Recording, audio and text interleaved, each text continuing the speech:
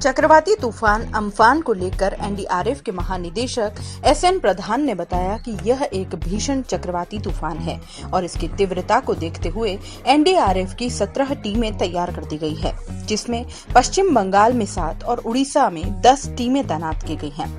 उधर प्रधानमंत्री नरेंद्र मोदी ने भी इस तूफान को लेकर गृह मंत्रालय और एनडीएमए की बैठक बुलाई है। वहीं भारतीय मौसम विभाग के महानिदेशक डॉक्टर एम महापात्रा ने बताया कि ये तूफान 20 मई को भारत की तटीय सीमाओं को छुएगा और इस दौरान इसकी वजह से भारी बारिश होगी। लेकिन जब उनसे पूछा गया कि क्या इसका असर उत्तर भारत पर भी पड़ेगा, तो उन्होंने बताया कि यह ओडिशा, पश्चिम बंगाल को छूते हुए बांग्लादेश चला गया है। उन्होंने बताया कि अम्फान साइक्लोन की वजह से पश्चिम बंगाल और उड़ीसा के तटीय इलाकों के साथ साथ असम और मेघालय के कुछ इलाकों में भी तेज हवाएं और बारिश की पूर्वानुमान है, लेकिन इसका असर बाकी भारत पर नहीं होगा, यानी बिहार, झारखंड, उत्तर प्रदेश, मध्य प्रदेश, छत्तीसगढ़ सहित बाकी भारत पर इसका कोई असर नहीं होगा। Director general doctor M Mohapatra ने मीडिया को बताया कि अम्फान साइक्लोन का लैंडफॉल 20 मई को दोपहर और शाम के बीच पश्चिम बंगाल और बांग्लादेश के तटीय इलाकों में होने का पूर्वानुमान है। अम्फान साइक्लोन का लैंडफॉल पश्चिम बंगाल में दीघा और बांग्लादेश के हटिया द्वीप के बीच में रहने की उम्मीद है।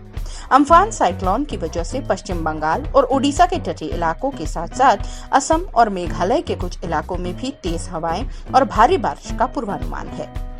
आपको बता दें कि चक्रवाती तूफान अम्फान रविवार को बंगाल की खाड़ी के ऊपर भीषण चक्रवाती तूफान में तब्दील हो गया है, जिससे ओडिशा तथा पश्चिम बंगाल के कई तटीय जिलों में तेज रफ्तार हवाओं के साथ भारी बारिश की संभावना है।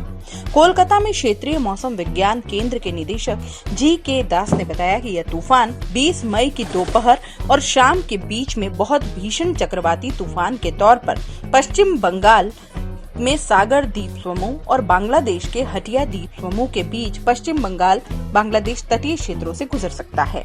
तूफान का केंद्र ओडिशा के पाराद्वीप से 980 किलोमीटर दक्षिण में, पश्चिम बंगाल के दीघा से 1130 किलोमीटर दक्षिण पश्चिम में और बांग्लादेश के खेपुपारा से 1250 किलोमीटर दूर दक्षिण पश्चिम में स्थित है। यह अगले 12 घंटे में एक बहुत भीषण चक्रवाती तूफान में बदल सकता है और अगले 24 घंटे में धीरे धीरे उत्तर की ओर बढ़ सकता है। भुवनेश्वर में मौसम विज्ञान केंद्र के निदेशक एच.आर. विश्वास के अनुसार इसके बाद यह तूफान मुड़कर उत्तर पूर्व की ओर बढ़ सकता है तथा उत्तर पश्चिम बंगाल की खाड़ी में रफ्तार पकड़ते हुए 20 मई की दोपहर और शाम के बीच में पश्चिम बंगाल में सागर द्वीप समूह और बांग्लादेश के हटिया द्वीप समूह के बीच पश्चिम बंगाल बांग्लादेश तटीय क्षेत्रों से गुजर सकता है। मंगलवार और बुधवार को तटीय ओडिशा में अधिकतर स्थानों पर हल्की से मध्यम बारिश या गरज के साथ पानी गिरने की संभावना है। वहीं तटीय क्षेत्रों में कुछ स्थानों पर भारी से बहुत भारी बारिश भी हो सकती है। हवा की रफ्तार बढ़ते बढ़ते आंधी तूफान का रूप ले लेगी और 75-85 किलोमीटर प्रति घंटे तक पहुंच जाएगी। 20 मई की सुबह इन हवाओं की गति 95 किलोमीटर प्रति घंटे तक पहुंच सकती है। इस समय दक्षिण पूर्व क्षेत्र में तथा उससे लगे दक्षिण पश्चिम बंगाल की खाड़ी क्षेत्र में 80-90 किलोमीटर प्रति घंटे की रफ्तार वाले अंधड़ चल रहे हैं, जो अधिकतम 100 किलोमीटर प्रति घंटे तक पहुंच रहे हैं।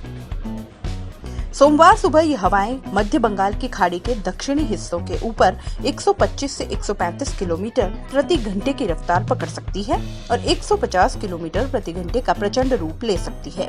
अगले 24 घंटे के दौरान दक्षिण पश्चिम और मध्य बंगाल की खाड़ी के ऊपर समुद्र में ऊंची लहरें उठेंगी। मछुआरों को 18 से 21 मई के बीच उत्तरी बंगाल की खाड़ी क्षेत्र में तथा पश्चिम बंगाल और ओडिशा के तटीय क्षेत्रों में नहीं जाने की सलाह दी गई है और जो समुद्र में हैं, उनसे 17 मई तक तटों पर लौटने को कहा गया है। अगर आप YouTube पर देख रहे हैं तो CBC न्यूज वायर का चैनल सब्सक्राइब करिए, पास में दिख रहे बेल आइकन को भी दबाइए, ताकि जब भी हम आपके लिए कोई खबर, कोई जानकारी लेकर आए तो सबसे पहले आपके पास नोटिफिकेशन पहुंचे। अगर आप Facebook पर देख रहे हैं तो CBC वायर का पेज लाइक करिए। अगर आप Instagram पर देख रहे हैं तो आप हमें फॉलो कर सकते हैं।